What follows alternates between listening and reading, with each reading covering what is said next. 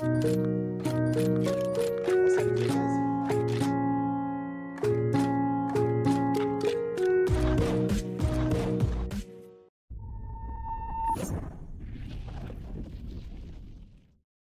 à tous, ça va bien? Yes. On a un invité aujourd'hui, Alex. Je connais Alex depuis que j'ai 15 ans. Quand j'étais jeune, il m'amenait au jiu-jitsu parce que j'avais pas de voiture. Il venait me chercher. On s'entraînait. Ce qu'on a fait lundi, je veux qu'on revisite un peu le underhook. Donc, tout le mois de décembre et janvier, on a travaillé dans le underhook. On a commencé connecté. Là, ce que je veux faire, c'est qu'on va commencer déconnecté. Notre focus va être sur les poignets, les coudes et la tête. Quand je dis poignet, coude, tête, je veux aussi dire collet, sleeve et collet. Votre intention est seulement de rentrer un underhook alors que votre partenaire n'en a pas. Si je vous donne un visuel là-dessus, ça va ressembler à ça. On commence les deux complètement déconnectés. C'est un jeu de grip fighting, de hand fighting. Donc, j'essaie de connecter sur mon partenaire. Je peux le tirer. Dès que je rentre un underhook et que mon partenaire n'en a pas, j'ai gagné le jeu. J'ai pas besoin de tenir ça très longtemps. J'ai pas besoin que ça soit super deep. Dès que j'ai un underhook, lui, il n'en a pas, fin du jeu. Si les deux, nous avons un underhook, j'essaie de me battre pour enlever le sien et garder le mien. Je vais vous donner un petit extra, guys, puisqu'on est habitué. Si je réussis à rentrer double, fin du jeu aussi, parce qu'il n'a plus d'opportunité de rentrer le sien.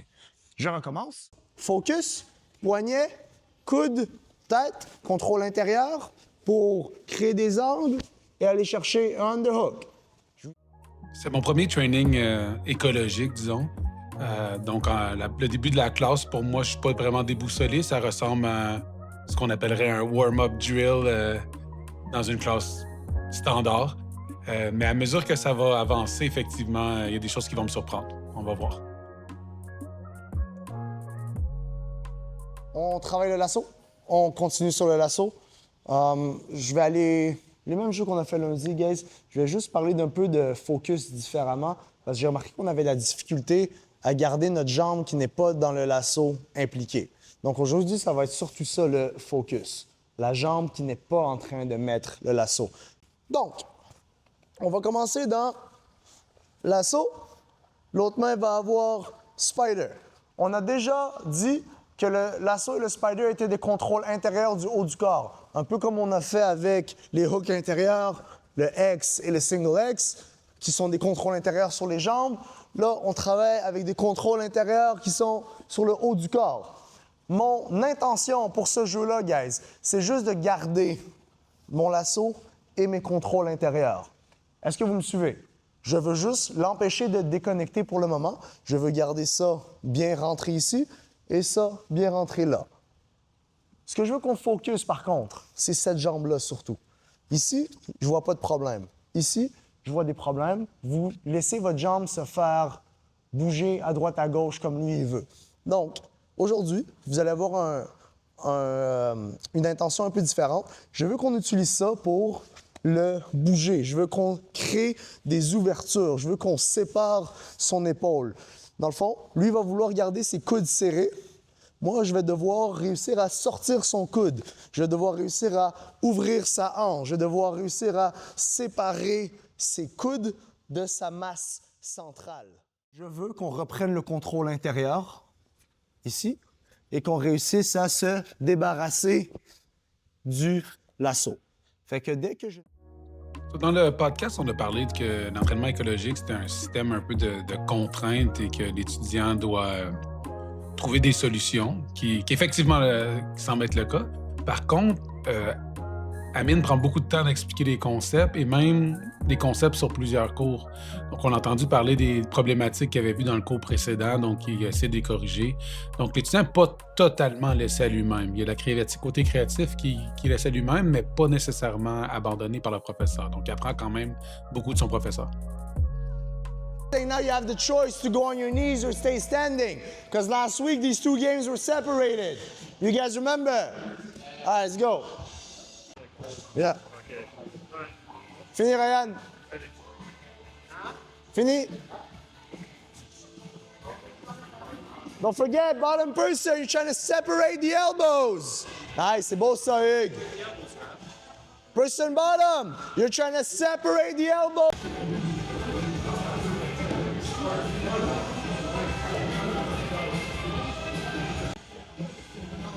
Alex, m'on dit pas trop de trucs, là.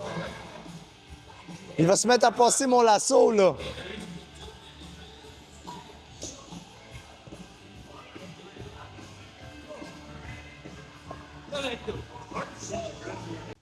Ça va avec ça?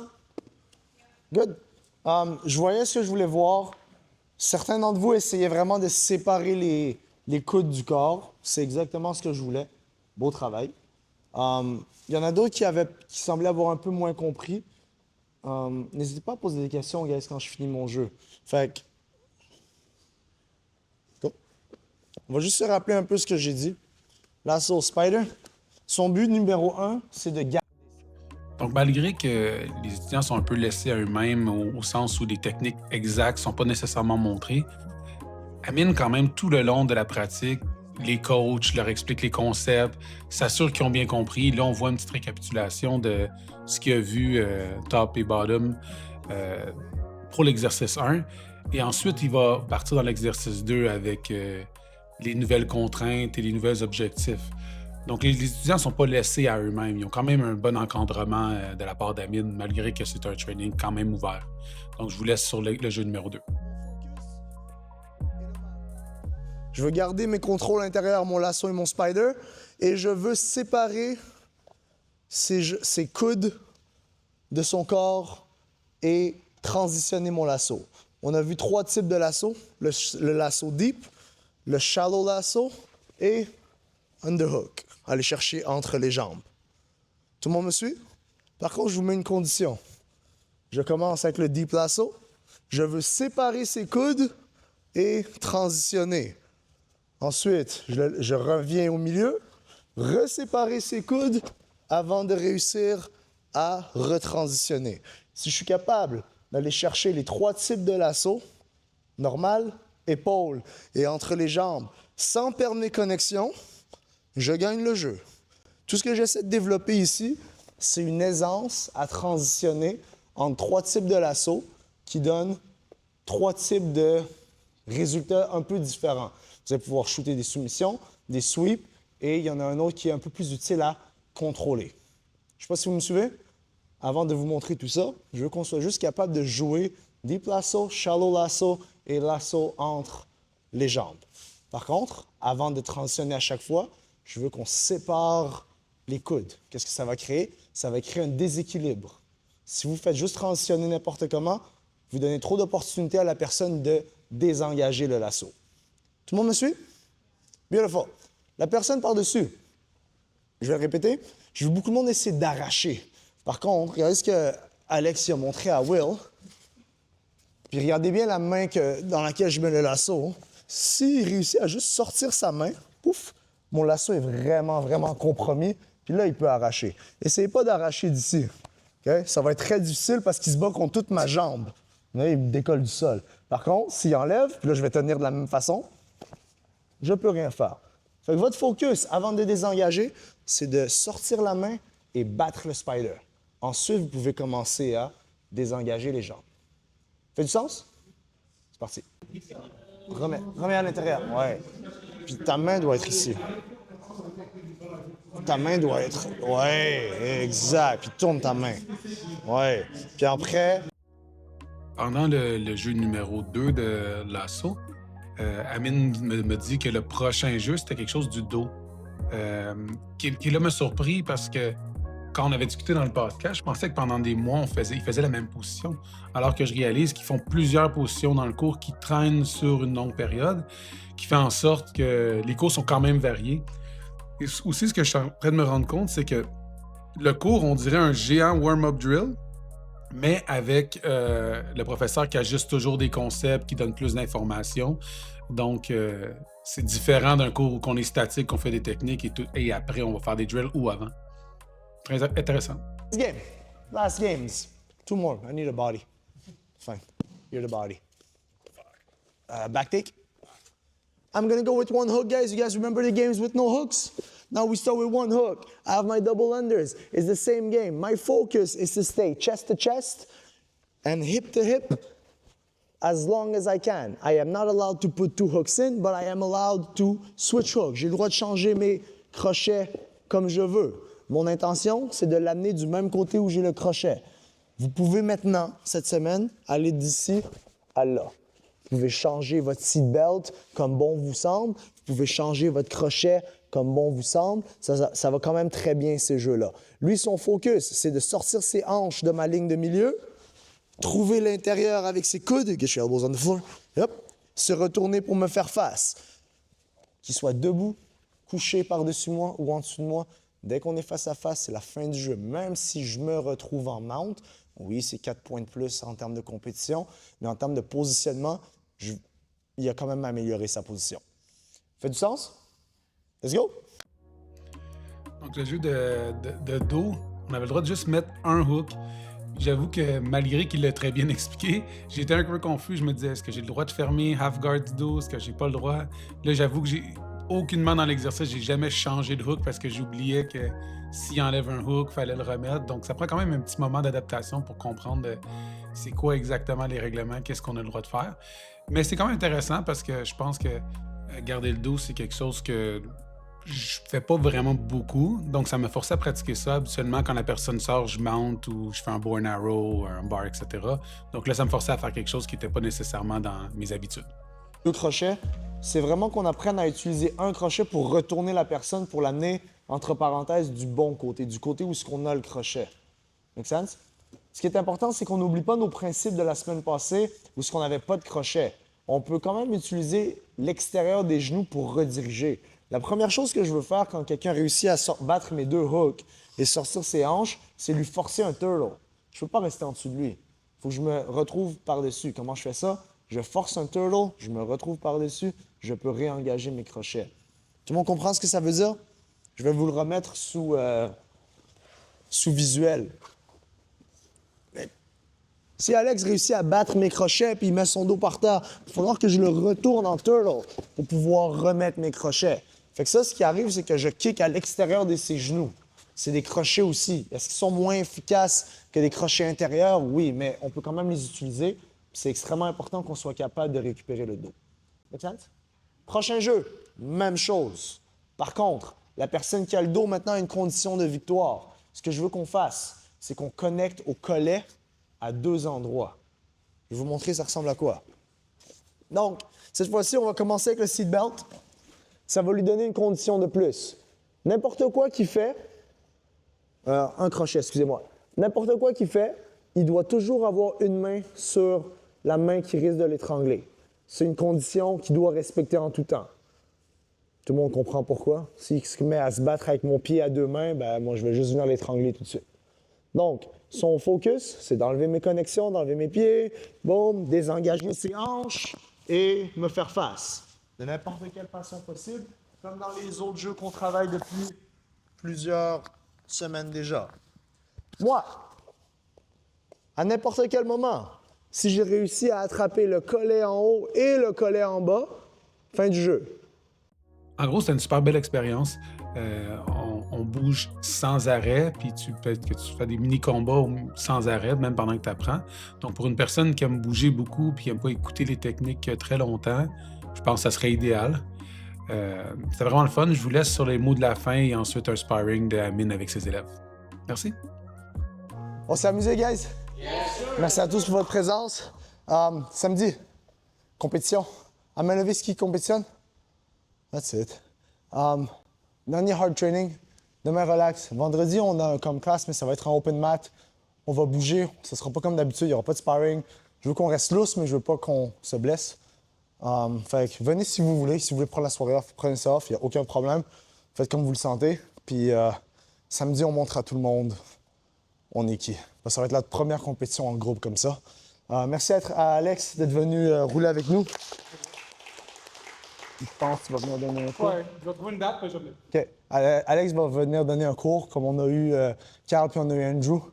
Alex, ça va être le prochain. Il va venir vous partager avec vous son style, ses mouvements.